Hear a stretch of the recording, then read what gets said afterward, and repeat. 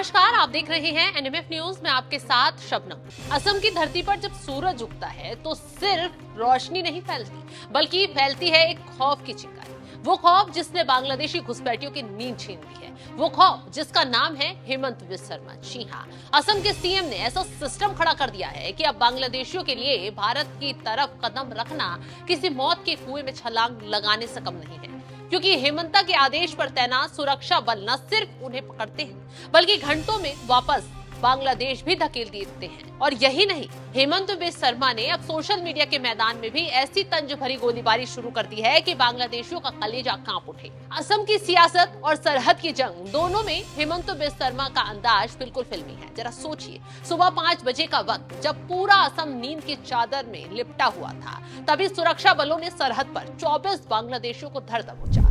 कुछ औरतें, कुछ बच्चे और कुछ मर्द सभी भारत में घुसने की कोशिश में थे, लेकिन असम के सीएम के प्लान के सामने उनकी चालाकी मात खा गई। सुबह 9 बजे से पहले ही सबकी घर वापसी करवा दी गई, जिसके बाद सीएम हेमंत बिस्वा शर्मा ने इन घुसपैठियों की तस्वीर सोशल मीडिया पर शेयर की और ट्वीट पर तंज कसते हुए लिखा, बेचारे भटक गए थे, हमने उन्हें उनकी राह दिखाई और उनके घर भेज दिया, हैप्पी जर्नी। ये लाइन पढ़कर ही बांग्लादेशी घुसपैठियों और उनका समर्थन करने वालों का खून खौल गया होगा, क्योंकि इस एक ट्वीट में सख्ती भी है, तंज भी है और साफ मैसेज भी। यहाँ मत आओ वरना धकेल दिए जाओगे। लेकिन ये सिर्फ 24 बांग्लादेशियों का मामला नहीं है। आंकड़े बताते हैं कि हेमंत शर्मा सरकार के कार्यकाल में अब तक हजारों घुसपैठियों को पकड़ा गया और सरहद पार धकेल दिया गया। 2022 में ही करीब 4000 बांग्लादेशियों को असम की सीमा से पकड़ा गया और फौरन बैक किया गया।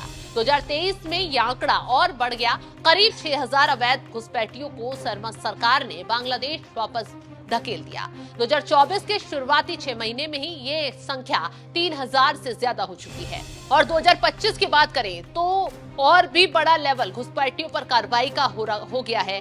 पूरी की पूरी बस्तियों को खंगाला जा रहा है, दस्तावेज देखे जा रहे हैं और फिर शुरू हो रहा है एक्शन। घुसपैठियों को खदेड़ने का एक्शन, अपराधियों को सलाखों के पीछे डालने का एक्शन। यहाँ भी बड़े लेवल पर अवैध कब्जे भी असम में मुक्त करवाए जा रहे हैं। मतलब साफ है, हेमंता की सरकार में बांग्लादेशियों के लिए असम सुरक्षित ठिकाना बिल्कुल नहीं है, बल्कि खौफ का दूसरा ठिकाना बन चुका है, जिससे पूरे बांग्लादेश में घुसपैठ की कोशिश करने वालों की हालत खराब हो गई है। दरअसल बांग्लादेश की हालत शेख हसीना की सत्ता जाने के बाद और बदतर हो चुकी है। गरीबी, बेरोजगारी और राजनीतिक अस्थिरता से लाखों लोगों को घर छोड़ने को मजबूर होना पड़ रहा है। लेकिन जब वो भारत की तरफ देखते हैं तो उन्हें सिर्फ एक दीवार दिखाई देती है, जिस दीवार पर लिखा है नो एंट्री। घुसपैठियों का यहाँ पर कोई काम नहीं है और उस दीवार की रक्षा के लिए हेमंत बिस्वा शर्मा की सरकार मोर्चा संभाले खड़ी हुई है, जो न दिन देख रही है न रात। धड़ाधड़ एक्शन हो रहे हैं। सबसे बड़ी बात तो ये है कि जांच में कई बांग्लादेशियों के अवैध दस्तावेज तक पकड़े जा रहे हैं। सोचिए, अंदर से सिस्टम में घुसपैठ करने की कोशिश। तो न सिर्फ हेमंत बिस्वा शर्मा फर्जी दस्तावेजों के साथ पकड़े जा रहे बांग्लादेशियों को सबक सिखा रहे हैं, बल्कि उनके दस्तावेज बनवाने वालों पर भी नकेल कस रहे हैं। इसी बीच एक सवाल ये खड़ा हो जाता है कि आखिर ये घुसपैठी किन रास्तों से आते हैं, कौन उनका सपोर्ट करता है और कैसे फर्जी दस्तावेज आसानी से इनके बन जाते हैं। हेमंत बिस्वा शर्मा का दावा है कि अब सबसे बड़ा एक्शन सिर्फ बॉर्डर पर ही नहीं हो रहा है, बल्कि डिजिटल वॉरफेयर में भी हेमंता ने मोर्चा संभाल लिया है। सोशल मीडिया पर उनके ऐसे तंज हैं कि बांग्लादेशियों में खौफ भर गया है। जैसे सरहद पर गोलियां चल रही है, वो ट्वीट में लिखते हैं, After a certain section of people forget where their original home is and wander on this side of the border, but being a courageous nation, we push them back. 24 Bangladeshi have been pushed back today. Happy journey. ये line किसी राजनीतिक बयान से ज्यादा किसी जंग का ऐलान लगती है। ये वो लफ्ज हैं जो बांग्लादेशी घुसपैठियों को चेतावनी की तरह चीरते हुए पकड़ते पहुंचते हैं। ऐसे में कांग्रेस और लेफ्ट पार्टियां लगातार हेमंत बिस्वा शर्मा को टारगेट कर रही हैं। विपक्षी नेता कहते नजर आ रहे हैं, ये सब राजनीतिक ड्रामा है, ध्रुवीकरण है। इसका इतना ही नहीं, घुसपैठियों के खिलाफ कार्रवाई पर सामाजिक कार्यकर्ता सैयदा हमीद तो भड़क ही उठ गई। इंसानियत का हवाला देते हुए बांग्लादेशियों पर प्यार लुटाते हुए कहती नजर आई, अगर कुछ बांग्लादेशी नागरिक असम में रह रहे हैं तो इसमें क्या समस्या है। हमारा जिगर सब इस वक्त यहाँ मुसलमानों का जो हाल हो रहा है और उनको बांग्लादेशी, और अच्छा बांग्लादेशी बोलने में क्या गुनाह है? अरे भाई, बांग्लादेशी भी तो इंसान है।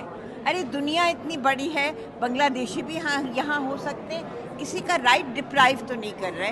ये कहना कि उसका राइट डिप्राइव कर रहे हैं, उसका राइट डिप्राइव कर रहे हैं, ये एक बहुत ही, it's a very very troublesome and an extremely mischievous and very detrimental to humanity.